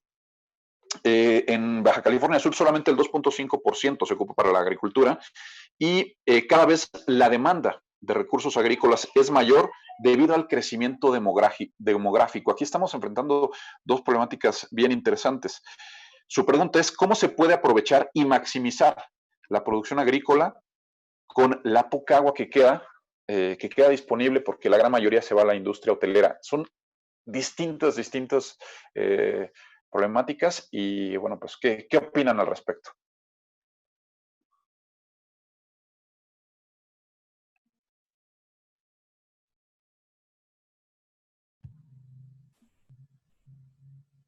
Sí, Eduardo, ¿vas a comentar o comento? Coméntale, Héctor, coméntale. Creo que Alejandro Bueno, tiene allí muteado el teléfono. Adelante y diálogo. Adelante, Héctor. un elemento importante que hay que considerar es que, y nosotros así lo estamos planteando, es decir, también tenemos que pensar la agricultura y muchas de las actividades productivas con innovaciones tecnológicas, ¿no? Que ese es un elemento central, es decir, no podemos pensar que solamente el desarrollo de la agricultura o de la ganadería o de la actividad forestal se va a hacer con las técnicas solamente tradicionales o las que había. Hay un conjunto de innovaciones tecnológicas y entre ellas está la captura de agua, ¿no? Y el aprovechamiento del agua que tenemos que empezar a trabajar y desarrollar para tener acceso, ¿no? Entonces es un elemento que yo pondría en la discusión. El otro es que también tenemos que pensar en estos desarrollos turísticos que crecen y crecen y crecen y generan muchos efectos negativos, ¿no?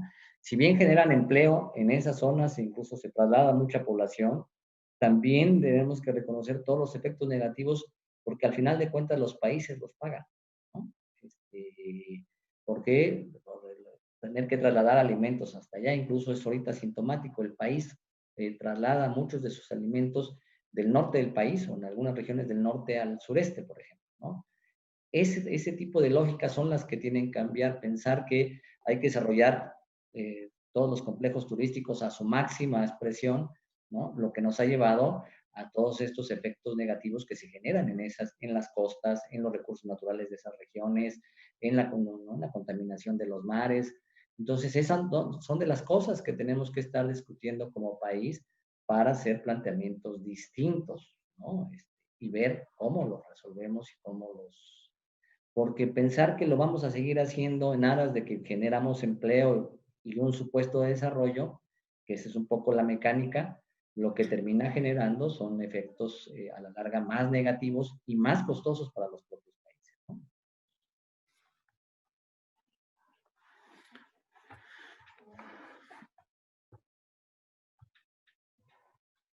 No, creo que tienes el teléfono, perdón, el micrófono apagado, Alex. Perdóname. Eduardo, Sí, no. Vicente, ¿quién quiere comentar algo?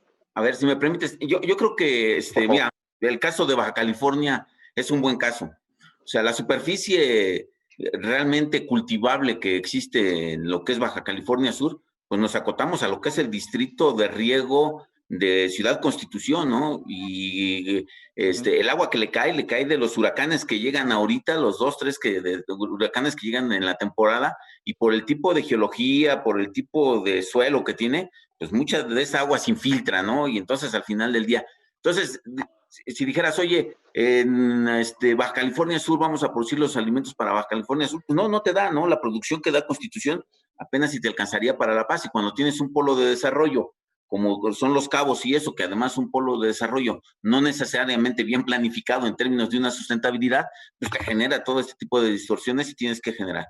Pero por supuesto que hay la tecnología y hay que ir aplicando esta tecnología en términos de, otra vez, no perder esta visión de cómo vas estableciendo y cómo vas generando estos sistemas, y por eso es que la FAO ha venido haciendo un viraje muy fuerte, no nada más de los sistemas de producción, sino desde una visión de los sistemas alimentarios, es decir, lo que son las cadenas de suministro, lo que pasa por todo lo que es la distribución, el almacenamiento, etcétera, para que tengas sistemas alimentarios sustentables, ¿no? En un concepto mucho más amplio a lo que es el puro sistema. Y ir buscando estas medidas que te impacten lo menos negativamente posible en lo que es el manejo de los recursos y en que tengamos una visión realmente de sustentabilidad. Muy bien. Vicente. Pues un comentario muy breve. Realmente coincido con Eduardo. El crecimiento que está teniendo esa parte de la península con esos polos de desarrollo como Los Cabos y San Lucas, pues realmente pues no da, ¿no? La agricultura ahí, por mucha modernización y eso, no daría para ser autosubsistente. Quizás, no sé, habría que pensarlo, pero ahí más bien es un esquema pues de no dejar crecer tanto ese asunto, ¿no? Para no demeritar el medio ambiente de la región, pero pues realmente agrícolamente no hay muchísimo más que hacer, más que tratar de ser lo más eficientes posible. Muy bien. Más comentarios, nos están saludando, nos están viendo desde Toluca, desde Oaxaca. Empezamos a saludarlos y ya nos envían sus mensajes desde Cancún, desde Puebla, Campeche, Tamaulipas, Gutiérrez, Zamora, Veracruz. Y también desde la zona del Iztaccíhuatl.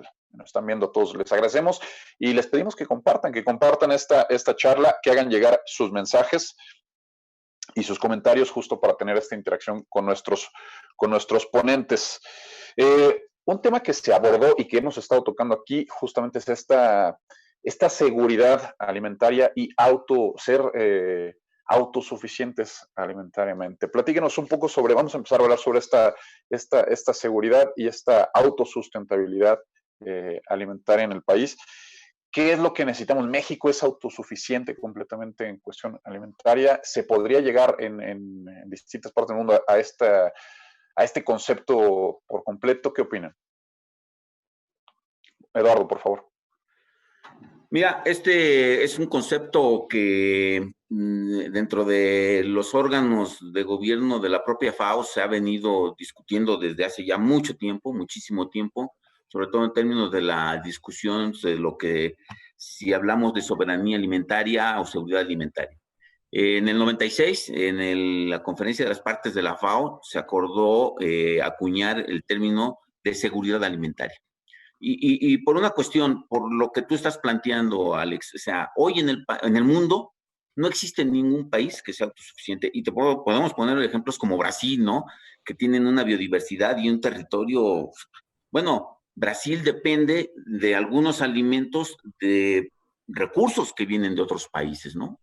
Exporta muchísimo también Brasil, pero también depende mucho de los alimentos. Países muy ricos como Japón, pues su alimentación totalmente depende de lo que importa, ¿no? Prácticamente el 90 y tantos %, ¿no? Entonces, hoy es muy complejo hablar de una autosuficiencia en términos del 100%, ¿no? De repente hablemos de algunos porcentajes y eso, y si bien la FAO no tiene una norma en el sentido de que decir que si tú produces el 75% y eso, fue algún concepto, algún parámetro que se manejó por ahí en alguna conferencia, pero por eso la FAO, y así lo han acordado, ¿no? Sus órganos de gobierno, hablar de lo que sería la seguridad alimentaria. ¿Tú cómo puedes asegurar con el acceso físico, el acceso financiero de los alimentos que necesita tu población, ¿no? Entonces, de ahí es que para nosotros mucho más relevante el concepto de seguridad alimentaria. Asegurar que tu población va a tener alimentos suficientes con la calidad nutricional pertinente para que tú tengas, vía la alimentación, una población sana, ¿sí? Muy bien. Hay un elemento importante, es que el gobierno mexicano sí decidió usar el concepto de autosuficiencia alimentaria, ¿sí? Sí. Así está establecido en el Plan Nacional de Desarrollo, 2019-2024, pero la definición es muy clara, ¿no? No estamos hablando de producir todos los alimentos, sino de disminuir las importaciones de cultivos estratégicos básicos, que es maíz blanco, que es frijol, trigo panificable y el caso de arroz como los elementos, ¿no? Y no es que produzcamos todo, sino que disminuyamos las importaciones que iban siendo crecientes en muchos de estos. Entonces nos lo estamos planteando y es un concepto que cambia mucho de la política pública, como diciendo, tenemos que poner atención a que al menos en estos cultivos seamos menos dependientes del exterior, porque eso hace que en ciertos momentos podamos tener una debilidad, ¿no? Y estar expuestos a problemas producto de las políticas internacionales, ¿no? Entonces el gobierno mexicano sí se planteó el concepto de autosuficiencia en esta lógica. Incluso la forma de medirlo es cómo voy disminuyendo las importaciones de estos productos, ¿sí? Y no se está planteando en todo, ¿no? Producir todo para... Ese es un elemento central. Entonces sí hay que ponerlo porque maneja este concepto. No es que sea contrario al concepto de seguridad en términos de que sean inocuos, sanos, culturales, ¿no? Eso también lo consideramos, pero el gobierno mexicano sí puso en el centro de su política esta definición que le hace concentrar sus apoyos y sus políticas públicas en producir, ¿no?, más estos productos para disminuir el conjunto de las importaciones, ¿no?, de estos cultivos en específico, ¿no? No se lo planteó para el aguacate, no se lo planteó para la manzana, no se lo planteó para otro conjunto, sino para los cultivos que en la alimentación mexicana son básicos y estratégicos. Y no en su totalidad, sino una reducción importante de las importaciones de estos. Muy bien, Vicente. A mí me parece que si se planteara en México en la idea que la plantea Héctor, sí se podría, ¿no? El asunto sería tenerlo en mente y echar a andar todo un andamiaje de políticas que te llevaran a ello, ¿no? Realmente el territorio nacional, si bien no es un territorio con mucha aptitud, como le llegan a decir a veces, para lo agrícola, pues sí se puede cultivar y se pueden incrementar rendimientos con base en enfoques más agroecológicos y eso, ¿no? Yo creo que tan solo duplicar ni siquiera hablamos de quintuplicar la producción, ¿no? Duplicar la producción nos llevaría a estar muy cerca de la autosuficiencia de los productos básicos que menciona Héctor, ¿no? Y con los pequeños y medianos agricultores, ¿no? No estamos hablando de la gran agricultura, sino con estos que tienen rendimientos muy, muy bajos. Si tú le metes ya realmente dedicación, que es hacia donde va el enfoque agroecológico que está impulsando la Zagarpa, a incrementar rendimientos, no van a ser incrementos espectaculares, pero sí al menos si logran duplicarlo, yo creo que estaríamos muy cerca de ese objetivo. Muy bien. En comentarios, esta es una pregunta que nos llega directamente aquí al chat. Y dicen, con base en lo planteado por los panelistas, se debería de dar una mayor divulgación, una mayor promoción de las cocinas locales, las fondas o cocinas económicas en zonas urbanas, como una herramienta para poder llegar al consumidor. Y la pregunta también la plantea, ¿cómo se podría intervenir en estos establecimientos para dignificarlos y apoyarlos? Un tema que estuvimos hablando mucho en esta serie, en estos programas, era la revalorización, ¿no? de distintos sectores, desde el productivo hasta pues ya los transformadores, en este caso, quienes producen nuestros alimentos antes de que nosotros los paguemos. ¿Qué opinan acerca de esta pregunta? Por favor, Eduardo. Sí, yo creo que yo cuando mencionaba en un principio de esta charla, de este diálogo, de los planes de acción de la FAO, una de las líneas estratégicas importantes es el de la sensibilización de la opinión del público en general hacia la diversidad y sobre todo a la diversidad en los nichos locales. Comentábamos la vez pasada de casos como en México, por ejemplo, como el huauzontle, ¿no?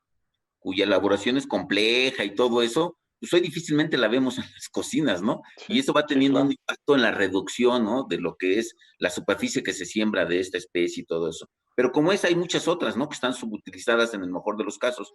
Entonces, sí, sin lugar a dudas que tenemos que apostarle mucho y yo creo que ahí es donde hay que hacer un trabajo fuerte, sobre todo en las ciudades, ¿no? Con la población urbana, para sensibilización hacia estos nuevos nichos que va a pasar por, como lo decían los colegas hace rato, por cambiar hábitos de consumo también, ¿eh? No es sencillo comerte un platillo de guauzontle, ¿no?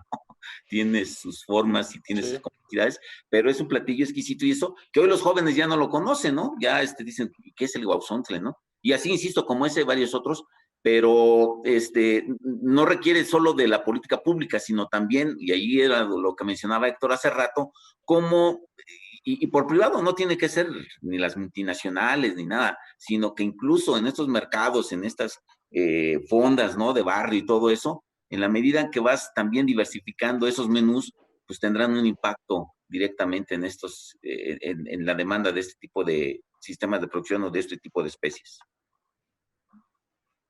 Muy bien. ¿Alguien que desea agregar algo más?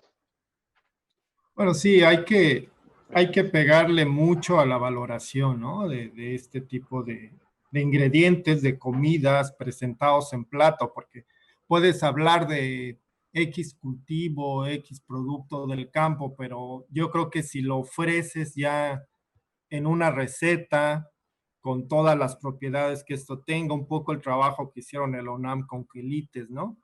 Que tomaron al quelite, dieron hasta un recetario, le sacaron lo del índice hipoglucémico y todo ese tipo de cosas, con recomendaciones incluso de salud, todo eso, pues la verdad es que ese es el tipo de trabajo que debemos de hacer, un trabajo completo que realmente un producto lo saque de la subutilización y lo meta a un canal de comercialización donde la gente sepa que además que es rico, que se prepara así, que le sirve en términos de salud para tal o cual cosa, ¿no?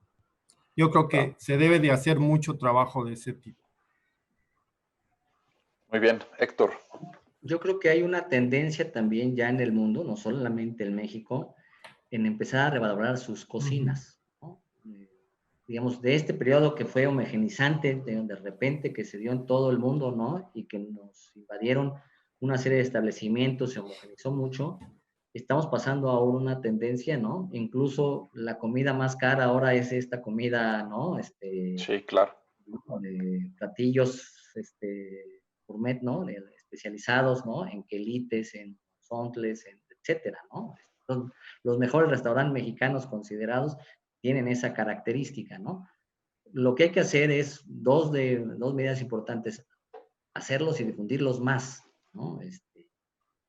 Que se reconozcan, que se valoren, que se pongan en el centro, generar mercados locales, difundir esta comida mexicana. Muchos de los medios de comunicación deberían de empezar a promover y generar esto, ¿no? Entonces, ese es un elemento que yo consideraría. Y otro elemento que no hemos discutido: uno de los problemas en zonas rurales es que generan muy buenos productos, y el caso del café es uno de ellos, el caso del aguacate, y comen mal, ¿no? Venden el mejor café y consumen el más malo, o incluso productos ¿no? Que no son de buena calidad, por la necesidad de obtener un ingreso, ¿no? Y entonces también tenemos que ver cómo el productor también consume bien, ¿no? Que ese es uno de los grandes retos: es decir, obtiene un ingreso de su vida, pero que también parte de su producto se queda en los mercados locales y regionales para que consuman. Esa es otra de las características que hemos encontrado en los últimos años: vendo lo mejor y consumo lo de menor calidad, ¿no? Sí, por supuesto. Y bueno, que está probado que el consumidor paga pues el precio que se le imponga a veces por una marca, ¿no? Cuando en ocasiones el producto de una calidad similar lo tienes pues en el productor local, en el productor de no muy lejos de tu zona donde habitas. Más preguntas. A ver, por aquí nos dicen que si se pueden compartir. Dice, sería interesante que los ponentes nos compartieran cifras, por ejemplo, de la importación de alimentos básicos, ¿no? Básicos y no básicos, como el maíz, por ejemplo. ¿Qué nos pueden decir al respecto? ¿Cuánto estamos nosotros, por ejemplo, importando y produciendo de maíz? En el caso del maíz tenemos que hacer una diferenciación respecto al maíz blanco y el maíz amarillo que se usa para la ganadería. Las mayores importaciones, ¿no? Que son, digamos, alrededor del 60-70% del maíz, es maíz amarillo para el consumo ganadero.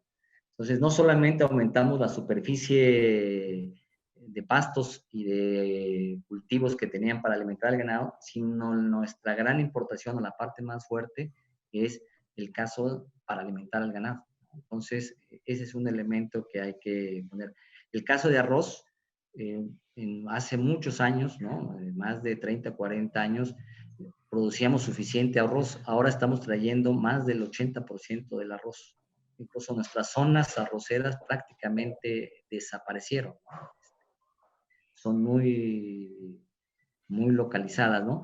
Y en el caso del frijol, por lo general producimos lo suficiente. Incluso a veces tenemos en algunos años específicos un problema de que hay producciones que saturan los mercados, y entonces el precio que se le paga al producto tiende a disminuir. Y tiene que ver también porque hay sí un hábito de consumo distinto. Cada vez las familias consumen menos frijol, ¿no? Por todas las implicaciones que tiene, ¿no? En términos de su guisado, de su preparación, ¿no? Cuando es un elemento muy importante, básico. Entonces, tenemos que ver y rescatar también esa parte, ¿no? Es decir, ahí realmente disminuyó mucho las importaciones, ¿no? Más porque nada, porque también el consumo se modificó o cambió, ¿no? Muy bien. Hacen otro comentario y tiene que ver con pesca, con pesquerías. Perdón, Alex. Por favor, Eduardo, dime. Sí, si me permites un comentario ahorita con lo que comenta Héctor, y que está muy ligado, por ejemplo, a la diversidad. Hay una variedad de frijol, ahorita que lo mencionaba Héctor, que me recordó, muy usada en los pueblos tarahumaras, ahí en Chihuahua, ¿no? El ojo de cabra. Nada más que el ojo de cabra, además de ser de ese mercado muy local, ahí en Chihuahua, para cocerlo te demanda cualquier cantidad de cocción, pues, o sea, mucho tiempo de cocción. Y en términos de leña que usan en las comunidades, pues mucha leña, ¿no? Entonces, estos cambios en el hábito, por ejemplo, de una variedad muy local como el ojo de cabra, que se va cambiando por algunos frijoles pintos, pues tiene repercusiones. Entonces, ¿cómo no pierdes también esa diversidad? Y que se va perdiendo por una cuestión simple y sencillamente de una economía, y no estoy hablando de una economía de dinero, sino una economía incluso de la vivencia en las comunidades, porque ya no hay leña, ¿no? O sea, te va sacando la leña por la cantidad de tiempo que requiere la cocción de esta variedad. Entonces, son cuestiones que van teniendo repercusiones en todo lo que es el sistema productivo y también en la biodiversidad. Entonces, sí, como buscar las estrategias para ir buscando estos objetivos y que no te den esos impactos también en términos de biodiversidad, ¿eh? Disculpa, Alejandro. No, al contrario, gracias por el comentario, Eduardo. Retomaba la pregunta que tenía que ver sobre pesca, ¿no? Con pesca más bien. Nos preguntan por aquí, Alvarado Castillo, dice, algún comentario sobre pesquería. En el Alto Golfo de California, donde esta es la actividad más importante, se enfrentan algunas dificultades fuertes, acentuadas por un embargo comercial y la prohibición de ciertas artes de pesca. Dice, esto sin duda influye en la seguridad alimentaria de la región y en poder tener acceso a una comida más sana. ¿Qué piensan de este tipo? Por ejemplo, estos embargos comerciales por ciertas especies, por ejemplo, en el Alto Golfo. La totuaba. La totuaba, por ejemplo, ¿no? O sea, y cualquier, o sea, cualquier otra especie que se pueda obtener de ahí, siendo que, bueno, pues hay restricciones importantes. ¿De qué manera se puede trabajar en este sentido? Híjole, pues. Mira, yo no soy experto en el tema de pesca, no. Yo lo que podría decir nada más que cada vez está más presente en el comercio internacional medidas de estas que tienen que ver con cuestiones sustentables, ¿no? Incluso que a veces sí son válidas y a veces también se usan para restringir el acceso de productos, ¿no? Es decir, en el caso nuestro ya nos ha pasado con el atún, ¿no? Con otros productos, ¿no? Entonces, cada vez el tema sustentabilidad va a estar presente en la producción de la pesquería y en algunos casos con razón en términos de cuidar la diversidad de especies, pero en otras va a ser usado como un mecanismo para restringir la comercialización, ¿no? Que no sucede no solamente en la pesca, sino en otros productos también, ¿no? Entonces se usa como una medida, ¿no? Para restringir el mercado, el acceso de nuestros productos a los mercados internacionales, ¿no? Sí, igual, sin ser el experto y eso, pero bueno, mira, una especie tan demandada y que con unos cuantos gramos, y salieron las noticias hace 2, 3 días allí en los medios, de una carga que incautaron de Totoba y los millones de dólares, ¿no? Los miles de millones de dólares que representa eso, pero el impacto que tiene, ¿no? En la costa. Y luego la otra pesquería, como la del camarón, en donde tienes pues, un conglomerado allí de diferentes niveles socioeconómicos, ¿no? Desde los pescadores artesanales, los grandes pescadores y todo eso, y cómo lo estableces en unos sistemas con las vedas que te permitan realmente garantizar que el sistema pueda restablecerse y pueda renovarse, ¿no? Porque si no, pues son especies que vamos sobreexplotando. Ahora entendemos que con el nuevo acuerdo que se firmó el TEMEC, también pues, va a traer impactos por cuestión de las artes de pesca que se están utilizando sobre todo en esta región del Alto Golfo de California, ¿no? Pero no hay que verlo nada más en términos del puro sistema productivo, sino también del sistema socioeconómico que está alrededor y habrá que ir diseñando.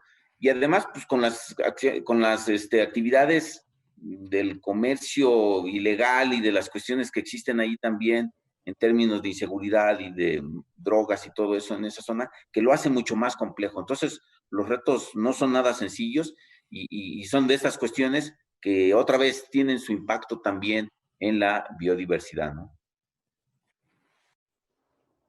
Yo haría un comentario más. Sería muy importante que en un próximo programa pudiera ser sobre el tema de pesca, ¿no? Invitar a los especialistas, ¿no? Aquí a CONAVI y el Canal 11 que han estado haciendo, ¿no? Porque déjenme señalarles, la Comisión Nacional de Pesca, incluso al interior del sector, nos ha hecho la observación que muchas veces nosotros nos concentramos en lo agrícola y no en la cuestión pesquera, ¿no? Y pues nos señalan todos los litorales que tenemos, la cantidad de productos que hacemos, ¿no? Entonces sí sería muy importante retomar este tema, ¿no? Como un tema específico, ¿no?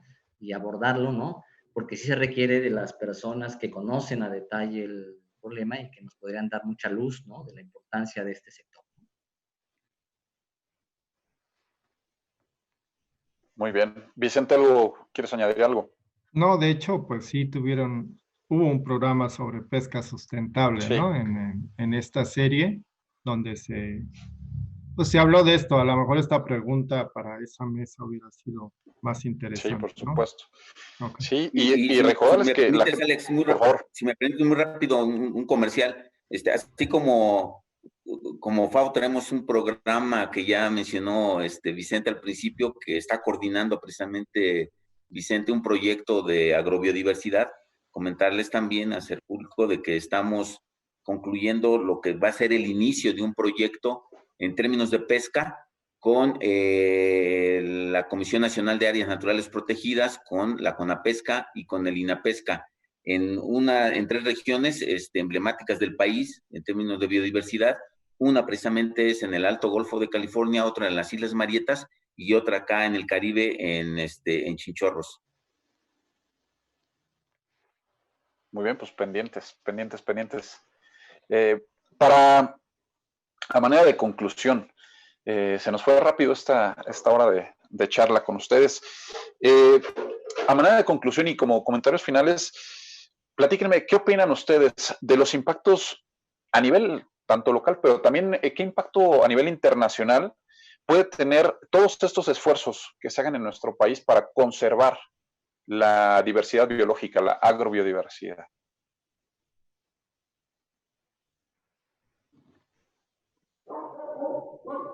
Sí, yo creo que era parte de mi participación en el inicio, en la introducción, es en el consenso que se va dando de la comunidad internacional, cómo vamos construyendo estos planes con objetivos muy claros. Cada país tiene sus objetivos, cada país dentro de su soberanía tiene la necesidad de ir definiendo políticas como las que señalaba Héctor, por ejemplo, pero sí que tengamos un marco común en donde estos principios, hoy tenemos una agenda que son los Objetivos de Desarrollo Sustentable, y que dentro de esta agenda, dentro de este marco, podamos ir actuando en consecuencia, ¿no? Y que las políticas públicas vayan en consecuencia hacia el logro de estos objetivos, ¿no? Yo creo que ahí está el consenso de la comunidad internacional, puesto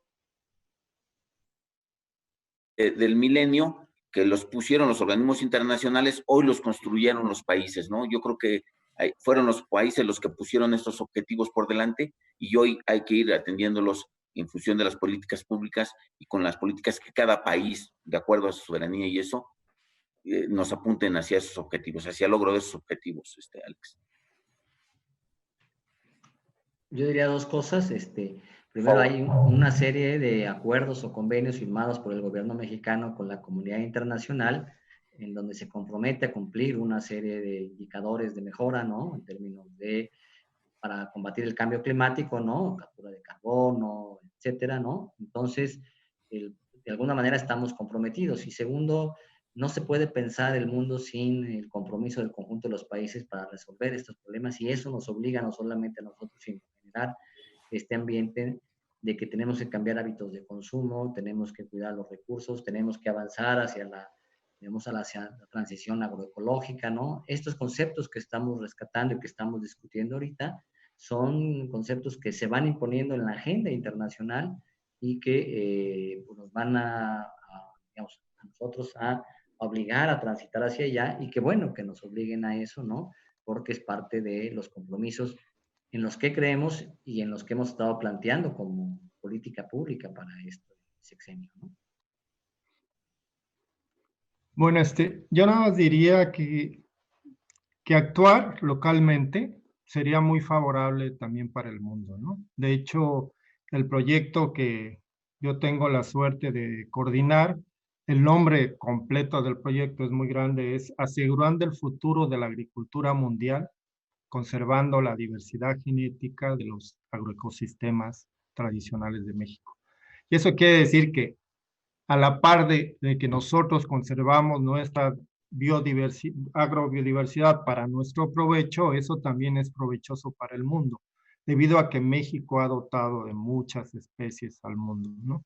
Entonces yo creo que actuar localmente favorece y por eso fue un proyecto bien visto por el Fondo para el Medio Ambiente Mundial, ¿no? Porque tiene lo que ellos les llaman los beneficios globales ambientales, ¿no? Para el mundo, y es la conservación de una agrobiodiversidad de importancia mundial. Entonces yo creo que en la medida en que trabajemos localmente, aunque no lo queramos, vamos a estar favoreciendo el entorno internacional, ¿no? Y quisiera aprovechar también, porque creo que ya estamos concluyendo, agradecer a nombre de la CONABIO, a Canal 11, y a todos los panelistas que estuvieron, a los 26 panelistas que estuvieron en los programas, por este gran esfuerzo. Me parece que fueron 13 programas muy buenos todos, muy redondos, que fueron grabados en su totalidad antes del COVID, ¿no? Pero yo creo que si uno los ve, son como prácticamente como si se hubieran hecho para responder, ¿no? Este problema que estamos viviendo. Son comentarios, son orientaciones que bien podían tomarse para este asunto de la pandemia, de qué va a pasar después de salir de esta grave crisis sanitaria en que nos tiene este virus, ¿no? Entonces yo quiero agradecer mucho la conducción también excelente de Alejandro, la producción de Canal 11, que fue excelente, la verdad, son programas muy bonitos y les agradecemos mucho el que hayan visto a la CONABIO como un interlocutor para trabajar con ustedes. Muchas gracias a todos. No, hombre, pues muchas gracias y de verdad que fue un verdadero lujo, un verdadero placer pues participar en esta serie de charlas. Como bien lo mencionas, Vicente, fueron 13 capítulos de esta serie Naturaleza, nos nutrimos de naturaleza, y en todos ellos, lo mencionaste bien, se grabaron antes de la pandemia, pero pues todas las recomendaciones, todas las reflexiones que aquí se plantearon, pues nos caben perfecto en estos tiempos y nos dan una oportunidad también de reflexionar en nuestra forma de consumir, que es algo bien importante, que si llegamos a tocar esa conciencia de las personas, bueno, pues, y hacer estos pequeños cambios, yo creo que pueden impactar muchísimo en todos y cada uno de los temas que aquí se abordaron. Y simplemente también recordarles que todos estos capítulos van a estar están disponibles en los perfiles tanto de Canal 11, en la página de 11 Noticias, para que los puedan ver en el momento que ustedes quieran, en el perfil de Facebook. Están colgados también en el perfil de Facebook de la CONABIO, tanto los programas como estas charlas que hacíamos posteriores para tener esta interacción con los ponentes. Y además están disponibles en la plataforma de video bajo demanda, en la página de 11noticias.ipn.mx. Cualquier persona que quiera verlos, uno o todos, están disponibles en video bajo demanda y también están disponibles en los canales de YouTube del 11. Así es que, bueno, pues cuando los quieran revisar, ahí están disponibles. Les agradezco muchísimo, Vicente Arriaga, Héctor Robles Berlanga, Eduardo Benítez, muchísimas gracias por su tiempo, por sus comentarios, por compartirnos esta información y estas reflexiones. Les agradecemos mucho a las personas que nos siguieron en esta transmisión en línea. También les agradecemos. Simplemente enviarles saludos. Nos vieron desde Michoacán, nos vieron desde Puebla, desde Miahuatlán, ya les decíamos, de Cancún, desde Sonora, desde Oaxaca, desde Guerrero, desde Toluca, desde distintas partes de la República. Hubo programas en los que nos veían desde distintas partes también del mundo. Les agradecemos mucho y pues gracias por sus comentarios, sus colaboraciones, sus preguntas. No nos queda más que cerrar este ciclo de charlas y de conferencias, una vez más agradeciendo la excelente labor de la CONABIO para hacer esto posible. Muchísimas gracias. Gracias. Saludos. Hasta Hasta luego, doctor. Hasta luego. Bye.